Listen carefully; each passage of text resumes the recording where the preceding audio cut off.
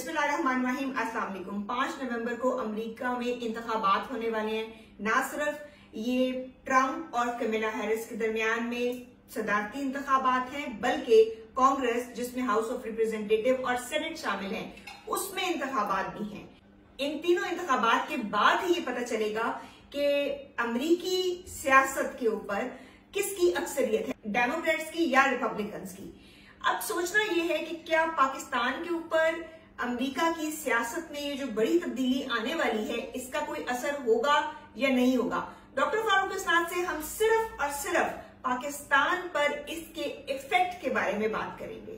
देखिए डॉक्टर समूरत, बात यह है कि अमेरिका का जो सदर है बजा कि वो अपने तई बहुत मजबूत होता है और वो एक ट्रेंड सेटर भी होता है, लेकिन अमेरिका खारजा पॉलिसी सिर्फ सदर नहीं बनाता, उसमें कांग्रेस का भी बहुत बड़ा रोल होता है।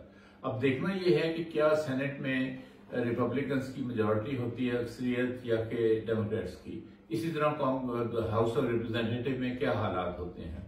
तीसरी बात यह है कि सदर जब एक हिकमत अमली बनाता है तो उसको और बहुत सी चीजें देखनी पड़ती हैं, चाहे उसकी हमदर्दियां पाकिस्तान के साथ क्यों ना हों। उसको देखना पड़ता है खित्ते के क्या हालात हैं, खित्ते में क्या मामला चल रहे हैं, उसमें अमेरिका का क्या मफाद होगा अगर वो पाकिस्तान के साथ अच्छे ताल्लुकात बनाए या बुरे ताल्लुकात बनाए, जैसे भी सूरत हाल हो। देखिए अगर इसको हम एक वाइडर एंगल से देखें, मेरे ख्याल में अमेरिका ने अपना जो स्ट्रेटेजिक पार्टनर है वो चुन लिया है इस इलाके में, और वो हिंदुस्तान है। पाकिस्तान ने भी अपना स्ट्रेटेजिक पार्टनर चुना हुआ है बहुत अरसे से, दहाइयों से, और वो चीन है। इसलिए हम ये नहीं तरजीह दे सकते अमेरिका को चीन के ऊपर। चीन पाकिस्तान का दोस्त रहेगा और बिल्कुल रहेगा।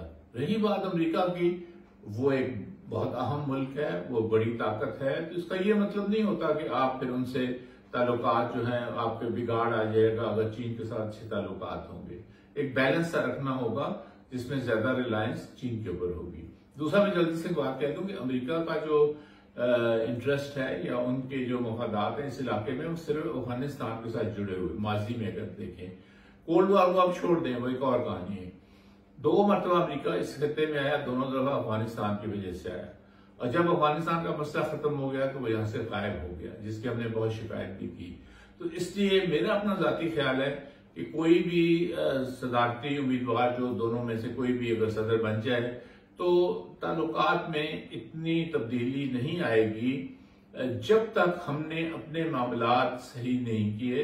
अगर हम इक्तिसादी तौर पर अपने आप को स्टेबल कर लेते हैं तो फिर हम तजारत भी कर सकते हैं और हम दुनिया में रोल भी अदा कर सकते हैं। अगर हमने अपने सियासी माशरती जो मामलात हैं पाकिस्तान में, उनको तबाह और बर्बाद कर दिया और अपने अदारों को भी, तो फिर चाहे कोई भी हो, कोई भी आए, कोई भी जाए, पाकिस्तान का एक अच्छा रोल इस दुनिया में नहीं हो सकता।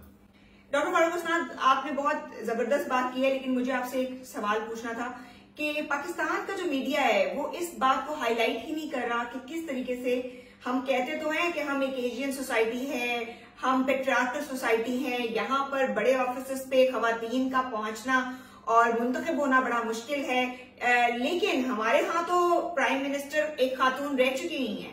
लेकिन क्या इस वक्त अमेरिका तैयार है इस चीज के लिए कि वहां पर एक खातून प्रेसिडेंट हाउस में एज अ प्रेसिडेंट हो, जबकि हमने माजी में देखा है ऐसी कोई मिसाल नहीं हमें मिलती।